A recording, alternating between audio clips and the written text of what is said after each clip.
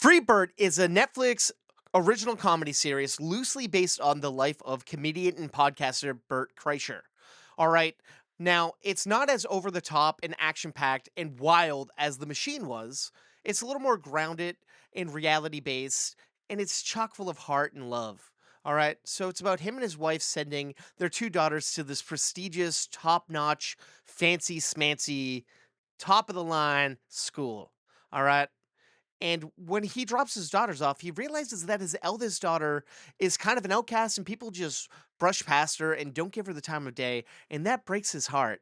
And he decides to do whatever it takes to get her on the popular kids' radar.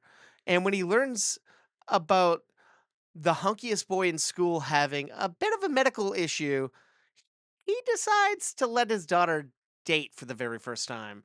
And all of this is wrapped up in this kind of boys club that he ends up getting himself acclimated into with the other fathers at the school. And in doing so, he ends up giving up his anonymity and his wild card personality and man who just walks around with no shirt and just says whatever comes to his mind because he conforms to what everyone else does.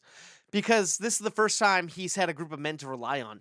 But he realizes their lives might not be as great as they lead on to be. And sure, he likes having this camaraderie, but he loves his family more. And there's twists, there's turns, and there's a heck of a lot of comedy here. Now, I really dug it. Arden Myrin plays his wife. She's great. I've met her before. I worked on a movie with her. She's a lovely woman. But in this, she gets to kill it. And his two daughters in this show are raw. The eldest daughter has this realness to her, and the youngest daughter is a scene stealer. She's like this little badass kid who's like his right hand man. She's hilarious. And there's some other familiar faces that pop up here and there. Not too many, but just enough.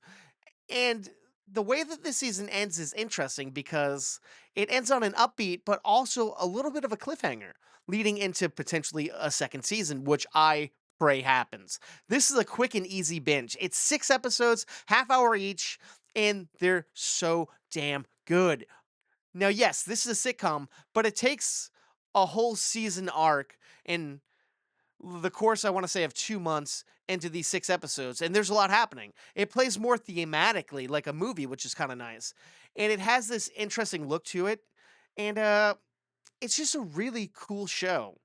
Like, it's interesting because I thought he recently lost a lot of weight, so I feel like they filmed this a little while back. I don't know. It doesn't matter. Either way, he's a pretty good actor. Like, it took a little bit into the first episodes to buy him as an actor because he's doing these weird things with his faces, but he's kind of playing himself. Kind of like when Mark Maron started acting in his own show, Marin. It took a little bit for them to get used to breaking their stage persona because that's not as replicatable in front of the camera as it is on stage. So over time, Bert kind of gains the respect of the show, of the camera, and owns it. His whole vibe with everyone is fun and upbeat and jokey. And he kind of puts you in his place because he's the everyday guy like you or I. And his family is kind of just a regular family like most, but they happen to have a little bit of money. So, but they're not willing to conform to everyone else's standards for the most part.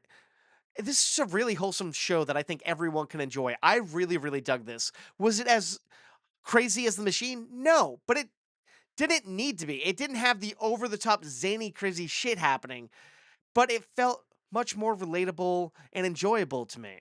Uh Now I hope Mark Hamill shows up as his dad at some point because that would be the greatest kind of crossover with the machine in this. But if it doesn't happen, it doesn't matter. If you're a fan of Kreischer's stand-up or his podcasts or books, I highly suggest heading over to Netflix and checking out Freebirds. You won't regret it. And thank you for checking out this review. If you happen to have liked it, please do yourself and me a favor by hitting like and subscribe to stay in the loop because I'm putting out daily videos right here on this platform. And if you happen to like entertainment podcasts, I have one. It's called Movie Toast. News and reviews, and it's available wherever you get your podcasts. Thank you, and please stay toasty.